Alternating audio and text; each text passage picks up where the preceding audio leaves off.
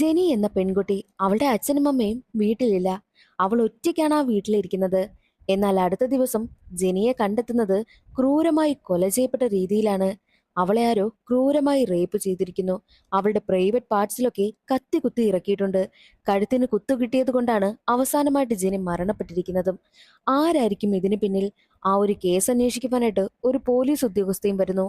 ജെനിക്ക് സംഭവിക്കുന്നത് പോലെ തന്നെ ഒരുപാട് പെൺകുട്ടികൾക്ക് സംഭവിച്ചു കൊണ്ടിരിക്കുകയാണ്. അതും വീട്ടിൽ ഒറ്റയ്ക്കിരിക്കുന്ന പെൺകുട്ടികൾക്കാണ് ഇങ്ങനെയൊക്കെ സംഭവിക്കുന്നത്. ആരായിരിക്കും ഇതിനു പിന്നിൽ? ഒറ്റയ്ക്കിരിക്കുന്ന പെൺകുട്ടികളെയൊക്കെ ടാർഗറ്റ് ചെയ്യുന്ന ആ ഒരു സൈക്കോ ആരാണ് എന്നൊക്കെ അറിയണ്ടേ? എങ്കിൽ നമുക്ക് ജസ്റ്റിസ് ഫോർ ജെനി എന്ന തമിഴ് സിനിമയുടെ കഥ നോക്കിയാലോ? വീഡിയോയിലേക്ക് കിടക്കുന്നതിന് മുൻപ് വീഡിയോ കാണുന്ന കൂട്ടുകാർ ഒന്ന് ലൈക്ക് ചെയ്യാനും കമന്റ് സെക്ഷനിലെ ഹൈപ്പ് എന്നൊരു ഓപ്ഷൻ ക്ലിക്ക് ചെയ്യാനും മറക്കരുതേ. കഥ തുടങ്ങുമ്പോൾ കമ്മീഷണർ ഉൾപ്പെടെ കുറച്ച് പോലീസുകാരിരുന്ന് എന്തൊക്കെയോ കാര്യമായിട്ട് ചർച്ച ചെയ്യുകയാണ്. എന്തെന്നാൽ 5 വർഷങ്ങൾക്ക് മുൻപ് ജെനി എന്ന പെൺകുട്ടിയെ ആരോ ക്രൂരമായിട്ട് റേപ്പ് ചെയ്ത് കൊലപ്പെടുത്തി. പക്ഷേ ഇതുവരെയും ആ ഒരു കേസ് പോലീസുകാർക്ക് തെളിയിക്കാനേ കഴിഞ്ഞില്ല. ആ ഒരു കേസ് വീണ്ടും റീഓപ്പൺ ചെയ്യുവാനായി പോവുകയാണ്. കേസ് കൈകാര്യം ചെയ്യുന്നത് സൂക്ഷിച്ചു വേണമെന്ന് പ്രത്യേക കമ്മീഷണർ ബാക്കിയുള്ള പോലീസുകാരോട് പറയുന്നു. ആ ഒരു സീൻ അവിടെ കട്ടായി ജെനി എന്ന പെൺകുട്ടിയാണ് കാണിക്കുന്നത്. ജെനിയെ അവളുടെ ഫ്രണ്ടായിട്ടുള്ള സിദ്ധാർത്ഥ് അവളുടെ ഫ്ളാറ്റിൽ കൊണ്ടുവന്ന് വിട്ടിട്ട് പോവുകയാണ്. ജെനി സന്തോഷത്തോടു കൂടി തന്റെ ഫ്ളാറ്റിലേക്കും എത്തുന്നു. എന്നിട്ടൊന്ന് ഫ്രഷ് ആകുവാനായി പോവുകയാണ്. അപ്പോൾ ആരുടെയൊക്കെയോ നിഴൽ ജെനി കാണുന്നുണ്ട്. എന്നാൽ പെട്ടെന്ന് തന്നെ ഒരാൾ വന്ന് ജെനിയുടെ വായ പൊത്തി പിടിക്കുകയാണ്. അതിനുശേഷം കാണിക്കുന്നത് ജെനിയുടെ ഫ്ളാറ്റിലേക്ക് പോലീസ് ഉദ്യോഗസ്ഥർ എത്തുന്നതാണ്. അവർ കാണുന്ന കാഴ്ച ക്രൂരമായി റേപ്പ് ചെയ്യപ്പെട്ട് കൊല്ലപ്പെട്ട് കിടക്കുന്ന ജെനിയാണ്. ജെനിയെ ക്രൂരമായിട്ടാണ് ആ ഒരു കൊലയാളി കൊന്നിരിക്കുന്നതും. അവളുടെ പ്രൈവറ്റ് പാർട്ടിൽ വരെ കത്തി കുത്തി കയറ്റിയിട്ടുണ്ട്. മാത്രവുമല്ല ശരീരത്തിലൊക്കെ ഒരുപാട് വെട്ടിന്റെ പാടുകളും ഉണ്ടായിരുന്നു. ഈ ഒരു വിവരം ജെനിയുടെ അമ്മയെ അറിയിക്കും. അമ്മയാണെങ്കിലോ ആകെ തകർന്നു പോവുകയാണ്. തന്റെ മകളുടെ മരണവാർത്ത അറിഞ്ഞ് അമ്മ ചങ്ക് പൊട്ടി കരയുകയാണ്. മാത്രവുമല്ല ജെനിക്ക് പ്രിയങ്ക എന്നൊരു ബെസ്റ്റ് ഫ്രണ്ടും ഉണ്ടായിരുന്നു. തന്റെ ഫ്രണ്ടിന്റെ മരണവാർത്ത അറിഞ്ഞ് പ്രിയങ്കയും പൊട്ടിക്കരയുകയാണ്. ജെനിയെ പോസ്റ്റ്മോർട്ടം ചെയ്യുവാനേയും കൊണ്ടുപോകുന്നു. പോസ്റ്റ്മോർട്ടം റിപ്പോർട്ടിൽ പറഞ്ഞിരിക്കുന്നത് ജെനിയെ ആ ഒരു കൊലയാളി 1 തവണയല്ല 3 തവണയാണ് അവളെ ക്രൂരമായി റേപ്പ് ചെയ്തത്. മാത്രവുമല്ല പ്രൈവറ്റ് പാർട്ടിൽ കത്തിയും കുത്തി കയറ്റിയിട്ടുണ്ട്. ദേഹത്താസകലം മുറിവും ഉണ്ടായിട്ടുണ്ട്. ജെനിയുടെ ദേഹത്തു നിന്നും കൊലയാളിയുടെ സെമൻ കിട്ടിയിട്ടുണ്ട്. ആ ഒരു സെമൻ ടെസ്റ്റിന് അയച്ചിരിക്കുകയാണ്. ഏത് ബ്ലഡ് ഗ്രൂപ്പിലുള്ള ആളാണെന്ന് കണ്ടെത്തുവാൻ വേണ്ടിയിട്ടാണ് ടെസ്റ്റിന് അയച്ചിരിക്കുന്നതും. കൂടാതെ ജെനിയുടെ ദേഹത്ത് ഒരുപാട് കത്തി കൊണ്ട് കുത്തിയിട്ടുള്ള പാടുകളുമുണ്ട്. അതും ജീവനോടുകൂടി ഇരിക്കുന്ന സമയത്താണ് ജെനിയെ കത്തി കൊണ്ട് കുത്തിയിട്ടുള്ളതും. എന്നാൽ അവസാനമായിട്ട് അവളുടെ കഴുത്തിൽ കുത്തിയ കുത്തിലാണ് അവൾ മരണപ്പെട്ടു പോയിരിക്കുന്നതും. ഇതായിരുന്നു റിപ്പോർട്ടിൽ ഉണ്ടായിരുന്നതും. പോസ്റ്റ്മോർട്ടം റിപ്പോർട്ട് പ്രകാരം കൊല നടത്തിയിരിക്കുന്നത് ക്രൂരനായ ഒരു സൈക്കോയാണെന്നുള്ള കാര്യം പോലീസുകാർക്ക് മനസ്സിലായി. അങ്ങനെ പോലീസ് ഉദ്യോഗസ്ഥരാണെങ്കിലോ കേസ് അന്വേഷിക്കുവാനായും ആരംഭിക്കുകയാണ്. ജെനിയുടെ കേസ് അന്വേഷിക്കുന്നത് താരിക എന്നൊരു പോലീസ് ഉദ്യോഗസ്ഥയാണ്. ജെനിയുടെ മരണശേഷം പ്രിയങ്ക ആകെ തകർന്ന അവസ്ഥയിലാണ്. കാരണം എപ്പോഴും പ്രിയങ്കയും ജെനിയും ഒരുമിച്ചായിരുന്നു ഉണ്ടായിരുന്നത്. മാത്രമല്ല ഇവർ രണ്ടുപേരും ഒരുമിച്ച് പഠിക്കുന്നത് കൊണ്ട് തന്നെ ഒരുമിച്ചാണ് മെഡിക്കൽ എക്സാമിനേഷനും എഴുതിയിരുന്നത്. അതിന്റെ റിസൾട്ട് വന്നപ്പോഴോ രണ്ടുപേരും പാസ്സായിട്ടുണ്ട്. രണ്ടുപേർക്കും ഒരുപോലെ തന്നെ മെഡിസിൻ പഠിക്കണമെന്നായിരുന്നു ആഗ്രഹം. മാത്രമല്ല ജെനി മരിക്കുന്നതിന്റെ അന്നേ ദിവസം രാവിലെ വരെയും അവർ രണ്ടുപേരും ഒരുമിച്ചായിരുന്നു ഉണ്ടായിരുന്നത്. എന്നിട്ട് വൈകുന്നേരമായപ്പോൾ ജെനി മരിച്ചു എന്നറിഞ്ഞതോടുകൂടി പ്രിയങ്ക ആകെ തകർന്നിരിക്കുകയാണ്. പ്രിയങ്ക ജെനിയുടെ ബെസ്റ്റ് ഫ്രണ്ട് ആയതുകൊണ്ട് തന്നെ പ്രിയങ്കയെ ചോദ്യം ചെയ്യുകയാണ് താരിക. പ്രിയങ്ക എന്തോ തെറ്റ് ചെയ്തതുപോലെയാണ് താരികയുടെ സംസാരവും. മാത്രവുമല്ല ജെനി ഒരു മോശം പെൺകുട്ടിയാണ് എന്നുള്ള രീതിയിലൊക്കെയാണ് താരിക സംസാരിക്കുന്നതും. അങ്ങനെ വരുത്തി തീർക്കുവാനായിട്ടാണ് താരിക ശ്രമിക്കുന്നത്. പക്ഷേ അത് അധിക നേരം കേട്ടു നിൽക്കുവാനൊന്നും പ്രിയങ്കയ്ക്ക് കഴിഞ്ഞതേയില്ല. പ്രിയങ്കയ്ക്ക് വല്ലാതെ ദേഷ്യം വരുന്നുണ്ട്. പ്രിയങ്ക ഓരോ കാര്യങ്ങളൊക്കെ ജെനിയെക്കുറിച്ച് സങ്കടത്തോടു കൂടിയാണ് താരികയോട് പറയുന്നതും. സിദ്ധാർത്ഥും ജെനിയും തമ്മിലുള്ള ബന്ധം എന്താണെന്നൊക്കെയുള്ള രീതിയിൽ താരിക ചോദിക്കുമ്പോഴോ സിദ്ധാർത്ഥും ജെനിയും ഏകദേശം ഒരു 5 വർഷമായിട്ട് നല്ല ബെസ്റ്റ് ഫ്രണ്ട്സ് ആണ്. മാത്രവുമല്ല ജെനിക്ക് സിദ്ധാർത്ഥിനോട് ചെറിയൊരു ഇഷ്ടവും ഉണ്ടായിരുന്നു. സിദ്ധാർത്ഥിനും അതുപോലെ തന്നെയാണ്. പക്ഷേ ഇരുവരും പരസ്പരം തുറന്നു പറഞ്ഞിട്ടേയില്ല. ഇന്നെങ്കിലും നീ നിന്റെ പ്രണയം തുറന്നു പറയണമെന്ന് പ്രത്യേകം ജെനിയോട് പ്രിയങ്ക പറഞ്ഞിരുന്നു. അന്നേ ദിവസം അവർ അത് പറയുവാനായിട്ടിരുന്ന സമയമാണ് ജെനി മരണപ്പെട്ടു പോയതും എന്നുള്ളത് പറഞ്ഞ് പ്രിയങ്ക കരയുന്നു. പ്രിയങ്ക പോയതിനു ശേഷം സിദ്ധാർത്ഥിനെയാണ് സ്റ്റേഷനിലേക്ക് വിളിച്ചു വരുത്തുന്നത്. സിദ്ധാർത്ഥിനെ ചോദ്യം ചെയ്യുകയാണ്. സിദ്ധാർത്ഥിനെയും ജെനിയും ചേർത്താണ് താരിക സംസാരിക്കുന്നതും. ജെനിയുടെ അച്ഛനും അമ്മയും അന്ന് ഫ്ളാറ്റിൽ ഇല്ലായിരുന്നു. അവർ എവിടെയോ പോയിരിക്കുക. ഏകദേശം തിരികെ വരുമ്പോൾ 3-4 മണിക്കൂർ എടുക്കുമെന്ന് അച്ഛനും അമ്മയും വിളിച്ചു പറഞ്ഞിരുന്നു. ഫ്ളാറ്റിൽ ഒറ്റയ്ക്കിരിക്കുവാനായിട്ട് പേടിയായതുകൊണ്ട് തന്നെ സിദ്ധാർത്ഥിനെ അവൾ ഫോൺ വിളിക്കുകയുണ്ടായി. നീ ഇവിടേക്ക് വരണമെന്ന് സിദ്ധാർത്ഥിനോട് ആവശ്യപ്പെടുന്നു. എന്നാൽ സിദ്ധാർത്ഥാണെങ്കിൽ ആദ്യം പോകുവാനൊന്നും കൂട്ടാക്കിയതേയില്ല. ഞാൻ മാത്യുവിനെ വിളിക്കുമെന്ന് പറഞ്ഞതുകൊണ്ടാണ് സിദ്ധാർത്ഥ് പോകുവാനായിട്ടും തയ്യാറായത്. അതോടെ താരിക ജെനി ഒരു മോശം പെൺകുട്ടിയാണ് എന്ന് തന്നെ ഉറപ്പിച്ചു. ജെനിയുടെ അച്ഛനെയും അമ്മയും വിളിച്ച് ചോദ്യം ചെയ്യുന്ന സമയത്തും ഈ ഒരു കാര്യമൊക്കെ അച്ഛനോടും അമ്മയോടും ചോദിക്കുന്നു. രാത്രി സമയം അവൾ എന്തിനാ സിദ്ധാർത്ഥിനെ വീട്ടിലേക്ക് വിളിച്ചതെന്നൊക്കെ താരിക ചോദിക്കുന്നുണ്ട്. താരികയുടെ ചോദ്യങ്ങളൊന്നും കേട്ടു നിൽക്കുവാനായിട്ടുള്ള മനഃശക്തിയൊന്നും അച്ഛനും അമ്മയ്ക്കും ഇല്ലായിരുന്നു. അച്ഛനും അമ്മയും ലേറ്റായി വരൂ എന്നുള്ളത് കൊണ്ട് തന്നെ ജെനി സിദ്ധാർത്ഥിനെ കൂട്ടിരിക്കുവാനായി വിളിച്ചല്ലോ. എന്നാൽ സിദ്ധാർത്ഥ് കുറെ നേരം കഴിഞ്ഞാണ് ജെനിയുടെ ഫ്ളാറ്റിലേക്ക് എത്തുന്നത്. ഫ്ളാറ്റിലെത്തി അവളെ വിളിക്കുന്ന സമയത്ത് കോൾ എടുക്കുന്നില്ല. കോളിംഗ് ബെൽ അടിക്കുമ്പോഴോ ആരും റെസ്പോണ്ട് ചെയ്യുന്നതുമില്ല. ഒരുപാട് നേരം അവൻ വെയിറ്റ് ചെയ്തു നോക്കും. എന്നിട്ടും ഒരു രക്ഷയും ഇല്ലാത്തത് കൊണ്ട് തന്നെ സെക്യൂരിറ്റിയോട് പോയി അന്വേഷിക്കുന്നു. സെക്യൂരിറ്റിക്കും ഒരു ഐഡിയയും ഇല്ല. സംശയം തോന്നിയ സിദ്ധാർത്ഥ് പോലീസിൽ വിവരമറിയിക്കുകയാണ് ചെയ്തത്. അങ്ങനെ പോലീസുകാർ വന്ന് ഡോർ ചവിട്ടി തുറന്ന് നോക്കുന്ന സമയത്താണ് ക്രൂരമായി റേപ്പ് ചെയ്യപ്പെട്ട നിലയിൽ ജെനിയെ കാണുന്നതും. അങ്ങനെയാണ് ജെനി മരിച്ച വിവരം എല്ലാവരും അറിയുന്നത്. ഇതെല്ലാം കേൾക്കുന്ന താരികയ്ക്ക് ജെനിയെ കൊന്നതിന് സിദ്ധാർത്ഥാണോ എന്ന സംശയമുണ്ടാകും. താരിക വീണ്ടും സിദ്ധാർത്ഥിനെ ചോദ്യം ചെയ്യുകയാണ്. വളരെ വൃത്തികെട്ട ചോദ്യങ്ങളൊക്കെയായിരുന്നു താരിക ചോദിച്ചുകൊണ്ടേയിരുന്നതും. സിദ്ധാർത്ഥിന് വല്ലാതെ ദേഷ്യം വരും. താരിക അങ്ങനെ CCTV ഫുട്ടേജ് ഒക്കെ ചെക്ക് ചെയ്യുകയാണ്. രാത്രി സമയം സിദ്ധാർത്ഥ ജെനിയെ കാറിൽ കൊണ്ടുവന്ന് ഇറക്കുന്നതും കാറിൽ നിന്നിറങ്ങുന്ന ജെനിയുടെ കൈവശം ഒരു ഫുഡിന്റെ പാഴ്സലും ഉണ്ടായിരുന്നു. സിദ്ധാർത്ഥിന്റെ കാറിന് പിന്നിലായിട്ട് മറ്റൊരു കാർ വന്ന് നിൽക്കുകയാണ്. ആ കാറിലുണ്ടായിരുന്നത് ജെനി താമസിക്കുന്ന ഫ്ളാറ്റിന്റെ മുകളിലത്തെ ഫ്ളാറ്റിൽ താമസിക്കുന്ന ആളിന്റെ കാറായിരുന്നു അത്. അയാളാണെങ്കിലോ ദേഷ്യക്കാരനാണ്. എപ്പോഴും ദേഷ്യപ്പെട്ട് മാത്രമേ സംസാരിക്കുകയും ചെയ്യുകയുള്ളൂ. എന്നാൽ അതേസമയം ഇതെല്ലാം ചെയ്തുകൊണ്ടിരിക്കുന്ന നേരത്താണ് സെക്യൂരിറ്റി ഒരു കാര്യം പറയുന്നത്. എനിക്ക് ജെനിയാണെങ്കിൽ അന്ന് ഫുഡിന്റെ പാഴ്സൽ എന്റെ കൈവശം തന്നിരുന്നു. എന്നും അത് ചെയ്യുന്നതാണെന്നൊക്കെ സെക്യൂരിറ്റി പറയുമ്പോൾ നിന്നോടിത് വല്ലതും ചോദിച്ചോടാ എന്ന് ചോദിച്ച് അയാളെ തല്ലുകയാണ് ചെയ്യുന്നത്. മാത്രവുമല്ല ജെനിയുടെ ബാക്കിയുള്ള കൂട്ടുകാരെയും കൊണ്ടുവന്ന് ചോദ്യം ചെയ്യുകയും ഒക്കെ ചെയ്യും. കൂട്ടത്തിൽ മാത്യു എന്ന പയ്യനും ഉണ്ടായിരുന്നു. ഈ മാത്യു ജെനിയെ ഒൺ സൈഡായിട്ട് പ്രണയിക്കുകയാണ്. പക്ഷേ ജെനിക്കാണെങ്കിൽ സിദ്ധാർത്ഥിനെയാണ് ഇഷ്ടം. ചോദ്യം ചെയ്യലൊക്കെ പുരോഗമിച്ചുകൊണ്ടിരിക്കുകയാണ്. വളരെ വൃത്തികെട്ട രീതിയിലാണ് ജെനിയെക്കുറിച്ച് സംസാരിക്കുന്നതും. അതേ സമയമായിരുന്നു സെമന്റെ ടെസ്റ്റ് റിസൾട്ട് വരുന്നത്. ബ്ലഡ് ഗ്രൂപ്പും കണ്ടെത്തിയിട്ടുണ്ട്. ആ ഒരു ബ്ലഡ് ഗ്രൂപ്പിലുള്ളവരുടെ ലിസ്റ്റ് എടുക്കുകയാണ്. ആ ഒരു ലിസ്റ്റിൽ സിദ്ധാർത്ഥമുണ്ട്, ജെനിയുടെ അച്ഛനും ഉണ്ടായിരുന്നു. അതേ ബ്ലഡ് ഗ്രൂപ്പിലുള്ളവരുടെ ലിസ്റ്റിൽ ജെനിയുടെ അച്ഛന്റെ പേരുള്ളത് കൊണ്ട് തന്നെ ഒരു മനസാക്ഷ്യമില്ലാതെ ദാരിക അച്ഛന്റെ സെമൻ സാമ്പിൾ എടുത്ത് ടെസ്റ്റ് ചെയ്യുവാനായിട്ടും പറയുന്നു. ജെനി മരിച്ചതിൽ പിന്നെ പ്രിയങ്കയ്ക്ക് ഒന്നുറങ്ങുവാൻ പോലും കഴിയുന്നതേയില്ല. കണ്ണടച്ചു കഴിഞ്ഞാൽ ജെനി തന്റെ മുന്നിൽ വന്നിരിക്കുന്നതായിട്ട് പ്രിയങ്കയ്ക്ക് തോന്നുന്നു. അവൾ എപ്പോഴും വല്ലാത്തൊരു ഡിപ്രഷൻ അവസ്ഥയിലൂടെയാണ് കടന്നു പോകുന്നത്. എന്നാൽ പ്രിയങ്കയെ കാണുവാൻ വേണ്ടിയിട്ട് ജെനിയുടെ അമ്മ വരുന്നു. രണ്ടുപേർക്കും മെഡിസിൻ പഠിക്കുവാൻ വേണ്ടിയിട്ട് അഡ്മിഷൻ കിട്ടിയതാണല്ലോ. എന്നാൽ ഇപ്പോൾ പ്രിയങ്കയ്ക്ക് മാത്രമല്ലേ അതിന് കഴിയുന്നുള്ളൂ. അതുകൊണ്ട് തന്നെ കോളേജിൽ പോകുന്ന സമയത്ത് തന്റെ മകൾക്ക് കൊടുക്കുവാൻ വേണ്ടിയിട്ട് ഒരു കമ്മൽ ഞാൻ വാങ്ങി വെച്ചിരുന്നു. അതിന് എന്തിനാ, ഞാനിനി നിനക്ക് തരാമെന്ന് പറഞ്ഞിട്ടാണ് ജെനിയുടെ അമ്മ വന്നിരിക്കുന്നത്. ആ ഒരു കമ്മലാണെങ്കിൽ പ്രിയങ്കയെ ഏൽപ്പിച്ചതിന് ശേഷം അമ്മ പൊട്ടിക്കരയുകയാണ് ചെയ്യുന്നത്. അമ്മയെ അവൾ ഒരുപാട് സമാധാനിപ്പിക്കുകയും ഒക്കെ ചെയ്യുന്നുണ്ട്. എന്നാൽ മറ്റൊരു വശത്ത് കേസ് അന്വേഷിക്കുന്ന പോലീസ് ഉദ്യോഗസ്ഥർക്ക് നല്ല പ്രഷർ ഉണ്ടാവുകയാണ്. എത്രയും വേഗം ഈ ഒരു കേസ് തെളിയിക്കണമെന്നും ദാരിക ചിന്തിക്കുന്നു. പക്ഷേ ഒരു വഴിയുമില്ല.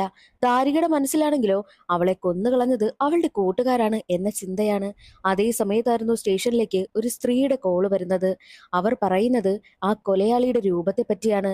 ആ സ്ത്രീ പറയുന്നത് കൊലയാളി നല്ല ഹൈറ്റുള്ള, തടിയുള്ള, കറുത്ത ശരീരമുള്ള, താടിയൊക്കെ വെച്ച ആളാണെന്നായിരുന്നു. എന്നാലും ദാരികയുടെ സംശയം അവളുടെ കൂട്ടുകാരി തന്നെയാണ്. കാരണം ദാരിക ചിന്തിക്കുന്നത് ജെനിയുടെ വീടിന്റെ വാതിലോ ജനലോ ഒന്നും പൊളിച്ചല്ല കൊലയാളി അകത്തേക്ക് കടന്നിരിക്കുന്നത്. ആരോ പരിചയമുള്ള ഒരാളായിരിക്കണം അകത്തേക്ക് വന്നിട്ടുള്ളത്. അതുകൊണ്ട് തന്നെ കൂട്ടുകാരോ മറ്റോ ആകാനാണ് സാധ്യത എന്നാണ് ദാരികയുടെ ചിന്തയും. പക്ഷേ മുകളിൽ നിന്നും അവൾക്ക് പ്രഷർ കൂടിക്കൊണ്ടേയിരിക്കുന്നു. ഒരു തരത്തിലുള്ള എവിഡൻസ് പോലും ദാരികയ്ക്ക് കിട്ടുന്നതേയില്ല. ജെനിയുടെ കേസ് ഒന്നും ആകാതെ പോകുന്നത് കൊണ്ട് തന്നെ പ്രിയങ്കയ്ക്ക് പോലീസ് ഡിപ്പാർട്ട്മെന്റിനോട് തന്നെ വലിയ ദേഷ്യമാകുന്നു. മാത്രവുമല്ല ജെനിയുടെ വീട്ടുകാരും ആകെ വല്ലാത്തൊരു അവസ്ഥയിലിരിക്കുകയാണ്. പ്രിയങ്കയുടെ അച്ഛനാണെങ്കിലോ ഒരു പോലീസ് ഉദ്യോഗസ്ഥനാണ്. തന്റെ അച്ഛനോട് പോലും അവൾക്ക് ദേഷ്യം തോന്നുന്നു. 5 വർഷങ്ങൾക്ക് ശേഷം ഇപ്പോൾ ഈ ഒരു കേസ് റീഓപ്പൺ ചെയ്യുവാനായിട്ടുള്ള ഒരേ ഒരു കാരണം പ്രിയങ്കയാണ്. പ്രിയങ്ക MBBSന് പോകുവാനായിട്ടായിരുന്നു ആഗ്രഹിച്ചിരുന്നത്. എന്നാൽ അവൾ MBBSന് പോകാതെ നേരെ പോയി ജോയിൻ ചെയ്തത് ലോ പഠിക്കുവാൻ വേണ്ടിയിട്ടാണ്. അവളങ്ങനെ ലോ ഒക്കെ പഠിച്ച് പാസ്സായി ഇപ്പോൾ ഒരു വക്കീലായി ഇറങ്ങിയിരിക്കുന്നു. പ്രിയങ്ക ഹൈക്കോടതിയിൽ വരെ പോയി കേസ് റീഓപ്പൺ ചെയ്യുവാനായിട്ടുള്ള അനുമതിയും വാങ്ങിയിരിക്കുകയാണ്. സത്യത്തിൽ പ്രിയങ്കയ്ക്ക് MBBS പഠിക്കാൻ തന്നെയായിരുന്നു ആഗ്രഹം. തന്റെ കൂട്ടുകാരിക്ക് വേണ്ടിയിട്ടാണ് അവളിപ്പോൾ ലോ പഠിച്ച് വക്കീലായിരിക്കുന്നത്. പക്ഷേ ഇതൊന്നും പ്രിയങ്കയുടെ അമ്മയ്ക്ക് അത്ര ഇഷ്ടമാകുന്നതേയില്ല. നീ വെറുതെ നിന്റെ ഭാവി നശിപ്പിച്ച് കളയരുതെന്നാണ് അമ്മ പറയുന്നത്. എന്നാൽ അച്ഛൻ അവളെ ഒരുപാട് സപ്പോർട്ട് ചെയ്യുന്നു. നിനക്ക് എന്താണ് ശരിയെന്ന് തോന്നുന്നത് അത് നീ ചെയ്യുക. പക്ഷേ അത് കാരണം അവസാനം സങ്കടപ്പെടേണ്ടി വരരുത് എന്ന് മാത്രമായിരുന്നു അച്ഛൻ അവളെ ഉപദേശിച്ചിരുന്നതും. ജെനിയുടെ കേസ് നടക്കുന്ന സമയത്ത് കേസ് അന്വേഷിച്ച എല്ലാ പോലീസുകാരെയും കൊണ്ടുവന്ന് ചോദ്യം ചെയ്യുകയാണ് പ്രിയങ്ക. എന്തുകൊണ്ടാണ് 5 വർഷമായിട്ടും നിങ്ങൾ ഈ ഒരു കേസ് തെളിയിക്കാത്തതെന്ന് ചോദിക്കുമ്പോൾ പോലീസുകാർ പറയുന്നത് തെളിയാതിരിക്കുവാനായിട്ട് ഒരു കാരണമുണ്ട്. ദാരിക കേസ് അന്വേഷിച്ചുകൊണ്ടിരിക്കുന്ന സമയമായിരുന്നു ട്രാൻസ്ഫർ ആയി പോകുന്നതും. പകരം മറ്റൊരു പോലീസ് ഉദ്യോഗസ്ഥൻ വന്നു. ആ ഒരു പോലീസ് ഉദ്യോഗസ്ഥനാണെങ്കിലോ 6 മാസം ജെനിയുടെ കേസ് പഠിക്കുവാനായിട്ട് സമയം ആവശ്യപ്പെട്ടു. എന്നാൽ ഈ ഒരു 6 മാസം കഴിഞ്ഞിട്ടും ആ ഒരു കേസ് പെൻഡിങ്ങിൽ വെക്കുകയാണ് ചെയ്തത്. കേസ് തെളിയിക്കണമെന്ന താല്പര്യം പോലും ആ ഒരു പോലീസ് ഉദ്യോഗസ്ഥനുണ്ടായിരുന്നില്ല. ഇതെല്ലാം പറഞ്ഞ് പ്രിയങ്ക അവരെ ക്വസ്റ്റ്യൻ ചെയ്തുകൊണ്ടേയിരിക്കുകയാണ്. എന്നിട്ട് പ്രിയങ്ക പറയുന്നത് ജെനിക്ക് സംഭവിച്ചതുപോലെ തന്നെ വേറെ 2 സ്ത്രീകൾക്കും സംഭവിച്ചിരുന്നു. അതിലൊരു പെൺകുട്ടിയെ അയാൾ ക്രൂരമായി റേപ്പ് ചെയ്യുകയും എങ്ങനെയാണോ ജെനിയെ കൊന്നത് അതുപോലെ തന്നെ കഴുത്തിൽ കത്തി കുത്തി ഇറക്കിയാണ് കൊലപ്പെടുത്തിയത്. രണ്ടാമതൊരു സ്ത്രീയെ കൂടി അയാൾ റേപ്പ് ചെയ്തു. അത് ഈ കൺസ്ട്രക്ഷൻ വർക്കൊക്കെ ചെയ്യുന്ന സ്ത്രീയായിരുന്നു. അയാളുടെ കയ്യിൽ നിന്നും ഭാഗ്യത്തിനാണ് അവർ രക്ഷപ്പെട്ടതെന്നും പ്രിയങ്ക പറയുന്നു. പ്രിയങ്കയാണ് ജെനിയുടെ കേസ് റീഓപ്പൺ ചെയ്തെന്നറിഞ്ഞ ആ ഒരു സ്ത്രീയാണെങ്കിൽ ഒരിക്കൽ പ്രിയങ്കയെ കാണാൻ വരികയുണ്ടായി.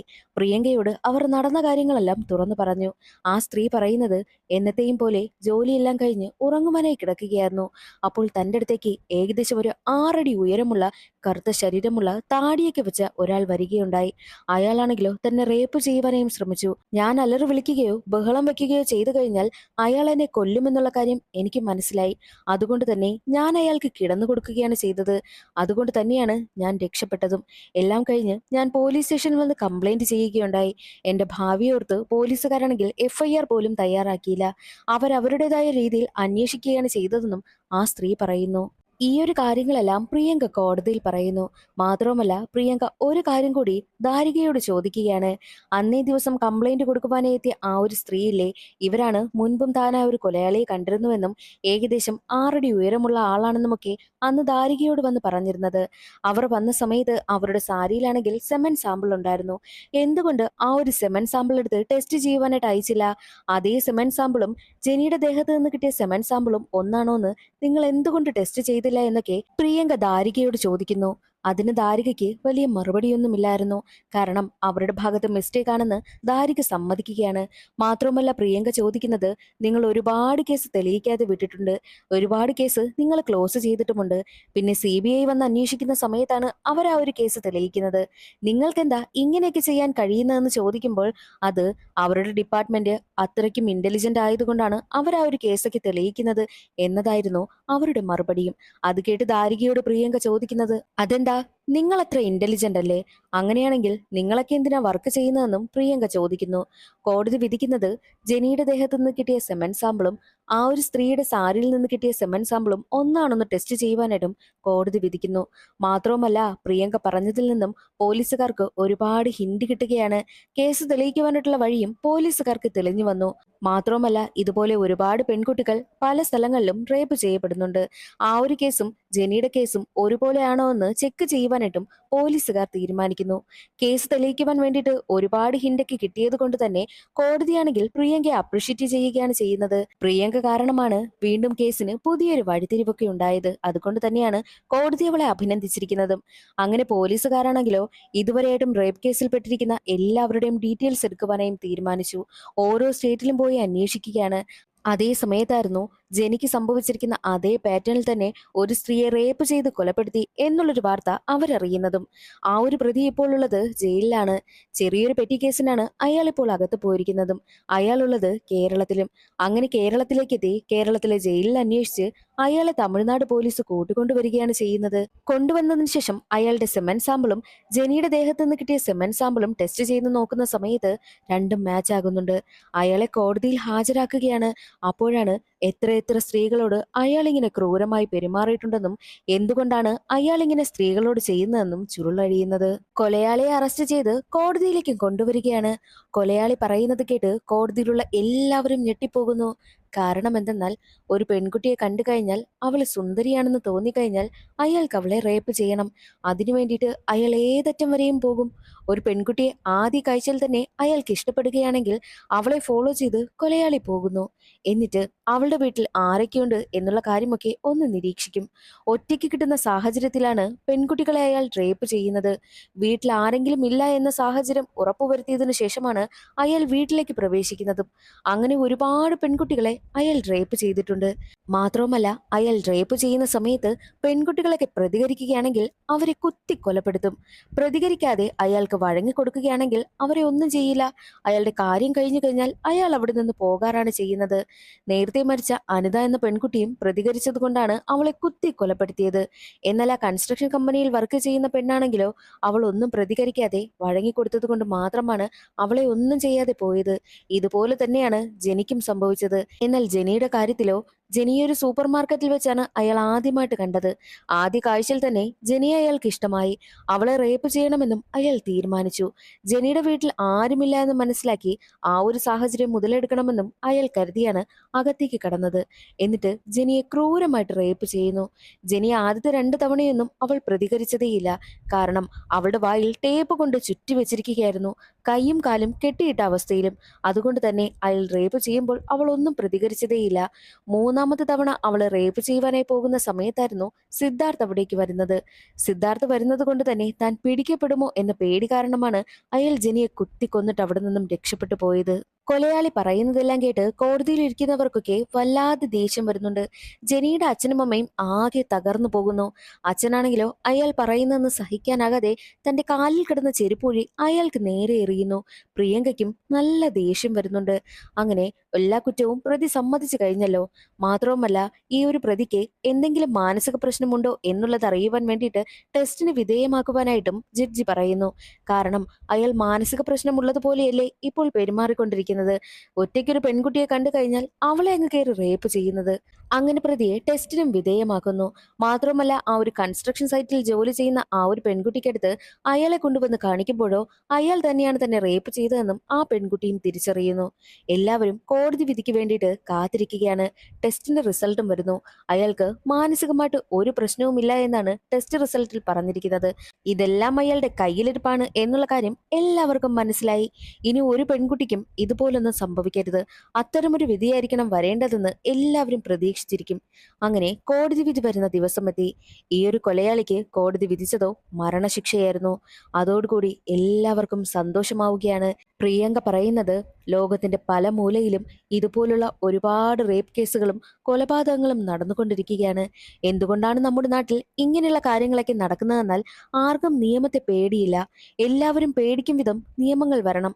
ഇങ്ങനെ ചെയ്യുന്നവർക്ക് ക്രൂരമായിട്ടുള്ള ശിക്ഷ തന്നെ ലഭിക്കണം. എന്നാൽ മാത്രമേ നമ്മുടെ ലോകത്തിൽ മാറ്റം വരൂ എന്നാണ് പ്രിയങ്ക വാദിക്കുന്നതും. അങ്ങനെ പ്രിയങ്ക ഇപ്പോൾ ജനിക്ക് നീതി വാങ്ങി കൊടുത്തിരിക്കുകയാണല്ലോ. അവളുടെ അച്ഛനും ഒരുപാട് അഭിമാനമാകുന്നു.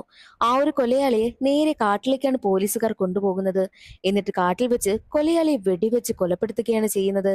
തന്റെ ഏറ്റവും പ്രിയപ്പെട്ട കൂട്ടുകാരിയെ ജനിക്ക് പ്രിയങ്ക നീതി വാങ്ങിക്കൊടുത്തു എന്ന് തന്നെ പറയാം.